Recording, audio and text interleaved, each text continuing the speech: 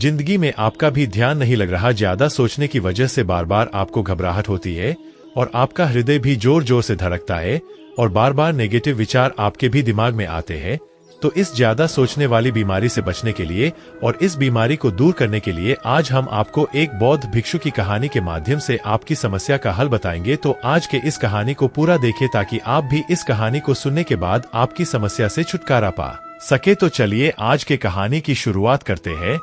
एक बार चीन के एक हिस्से में बहुत बड़ा मठ था जहां लगभग 500 भिक्षु रहते थे। वो सभी अपने गुरु के मार्गदर्शन में खुद को जानने का अभ्यास कर रहे थे। एक दिन एक लड़का उस मठ में शिष्य बनने के लिए आया। उसने मास्टर से कहा, मास्टर मैं खुद को जानना चाहता हूँ, मैं सच की तलाश कर रहा हूँ, मैं पता लगाना चाहता हूँ कि सच क्या है।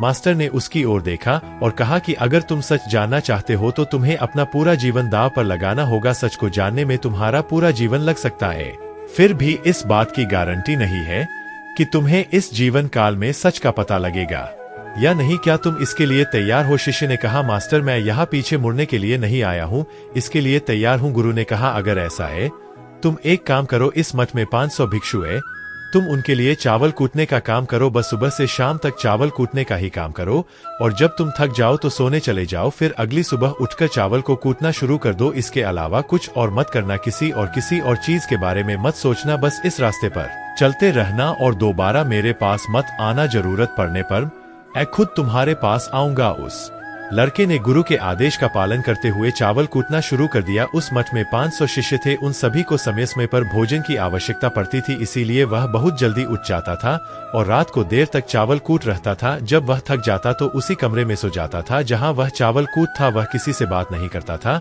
और ना ही कोई उससे बात करने के लिए उसके पास आता था। कुछ महीनों तक चावल कूटते हुए उसके मन में पुराने विचार आते रहे, लेकिन उन विचारों को कोई नया विषय नहीं मिला तो वह अपने आप ही मिट गए। धीरे धीरे उसके मन में विचार कम होने लगे। कुछ सालों के बाद तो वह अपना नाम तक ही भूल गया। वह हमेशा चुप रहता और विचारहीन अवस्था में बस चावल कूट रहता। उसने ना तो कभी ध्यान किया था और ना कभी शास्त्र पढ़ा था। मठ के बाकी शिष्य उसे मूर्ख समझते थे। ऐसा करते हुए 12 साल बीत गए। 12 साल बाद एक दिन मास्टर ने घोषणा की, अब मेरा आखिरी समय आ रहा है और मुझे अपना उत्तराधिकारी चुनना है जो मेरे बाद मठ का मुखिया होगा। इसीलिए मेरा कोई भी शिष्य है जिससे लगता है कि उसे आत्म साक्षात हो गया है और उससे खुद को जान लिया है, तो रात को मेरे दरवाजे के पास आकर इस दीवार पर कुछ पंक्तियां लिखें जिसमें उसकी जिंदगी का सारा अनुभव समाया हो। कई शिष्यों ने ऐसा करने के बारे में सोचा, पर मठ के प्रमुख शिष्यों में से एक ने वहां जाकर कुछ पंक्तियां लिखी। उसे बौद्ध धर्म ग्रंथों का बहुत ज्ञान था। सभी शिष्यों को लगता था कि वह इस मठ का उत्तराधिकारी बन सकता है। उसने लिखा था कि मन एक दर्पण की तरह है जिस पर विचारों और इच्छाओं की धूल जमा हो जाती है। इस धूल को हटाने के लिए ही ध्यान है, जिसकी धूल हट जाती है और मन का दर्पण साफ हो जाता है, वह मोक्ष को प्राप्त कर लेता है। अगली सुबह जब मास्टर उठे और उन्होंने इन पंक्तियों को देखा और उन्होंने कहा कि किस बेवकूफ ने यह सब कचरा मेरी दीवार पर लिखा है। वो शिष्य जिसने यह लिखा था वह चुप रहा। हालांकि उसने जो पंक्तियां लिखी थी वो ज्ञान से भरी थी, लेकिन यह सब किताबी ज्ञान था। वह शिष्य बहुत चालाक था। उसने पंक्तियां लिखी पर उसने नीचे अपने हस्ताक्षर नहीं किए, क्योंकि वह स्वयं इसके बारे में निश्चित नहीं था कि यह सही है या नहीं, क्योंकि उसे आत्म साक्षात्कार नहीं हुआ था। गुरु ने पंक्तियों को पूरी तरह से खारिज कर दिया। यह देखकर सभी हैरान रह गए। यह घटना पूरे मठ में चर्चा का विषय बन गई। इस विषय पर बात करते हुए 2 शिष्य उस शिष्य के पास से गुजरे जो 12 साल पहले यहाँ आया था और दिन रात चावल कूट रहता था। दोनों की चर्चा सुनकर वह धीरे से हंस पड़ा। दोनों शिष्य ने उसे पूछा कि तुम क्यों हंस रहे हो? दोनों शिष्य की नजर यह चावल कूटने वाला तुच्छ ही भिक्षु था। किसी ने उसे ना तो कभी ध्यान करते हुए देखा था, ना ही कभी शास्त्र पढ़ते हुए। हर कोई उसे मूर्ख समझता था जो बस चावल को ही जानता था। उस मठ में बहुत बड़े बड़े विद्वान थे, लेकिन उस चावल कूटने वाले को किसी से कोई मतलब नहीं था। इसीलिए वह दोनों शिष्य उसे मुस्कुराता हुआ देखकर चकित रह गए। उन्होंने फिर उससे पूछा कि तुम क्यों हंस रहे हो? उसने जवाब दिया, इसीलिए हंसा कि मास्टर सही बोल रहे हैं, यह सब पंक्तियां कचरा है, इन पंक्तियों का कोई मूल्य नहीं है।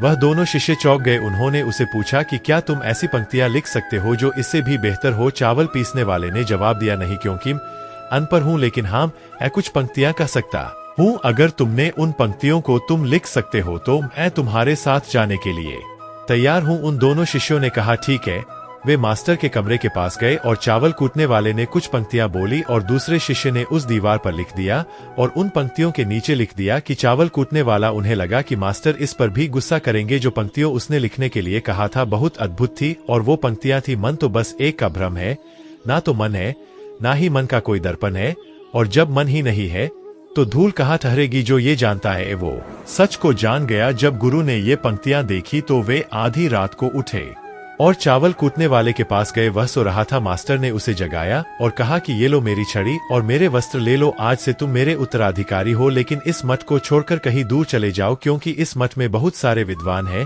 जो खुद को तुमसे ज्यादा श्रेष्ठ मानते हैं और वो तुम्हें मार देंगे। वो इस बात को बर्दाश्त नहीं कर सकते कि एक साधारण सा चावल कूटने वाला उनसे ज्यादा विद्वान निकला। तुम्हें वह सारा ज्ञान हो गया है जो मुझे है, तुम्हें यह सारा ज्ञान चावल कूटते कूटते हुआ है, और मुझे पता है कि तुम जहां भी जाओगे लोग तुम्हारे पास आने लगेंगे, क्योंकि जब कोई फूल खिलता है तो उसकी महक हर तरफ फैलने लगती है।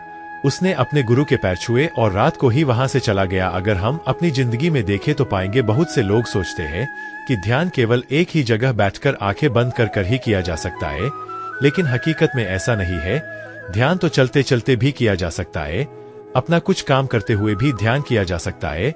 असल में ध्यान का मतलब यह है कि आप जो भी काम कर रहे हैं उसे अपनी शिद्दत से करें कि आपको आपके शरीर का ख्याल भी ना रहे। बिल्कुल उस चावल पीसने वाले की तरह जो चावल कूटने में इतना मग्न हो गया कि उसको खुद का कोई ख्याल ही नहीं रहा। उसने चावल कूटते हुए ही उसने आत्म साक्षात्कार प्राप्त कर लिया। हर समय वर्तमान में रहना और कुछ नहीं सोचना। मन तब तक ही है जब तक विचार है। जब विचार ही नहीं रहेंगे तो मन भी गायब हो जाएगा। जब मन ही नहीं रहेगा तभी तुम अपने आप को अच्छे से जान पाओगे। असल में हमें अपने वास्तविक रूप को जानने के लिए कोई अन्य साधना करने की आवश्यकता नहीं है। हम जो कुछ भी कर रहे हैं बस उसमें हमें पूरी तरह से खो जाने की जरूरत है। अपने काम में इस कदर से लीन हो जाओ कि आपका काम भी ध्यान बन जाए। ज्यादा सोचने वाले लोगों के लिए दूसरी रहस्यमयी कहानी अब हम आपको बताएंगे। तो चलिए कहानी की शुरुआत करते हैं। अगर पार्ट 2 चाहिए तो कमेंट, लाइक, शेयर कीजिए, और अगर आप हमें YouTube पे देख रहे हैं तो हमें सब्सक्राइब करना ना भूलिए।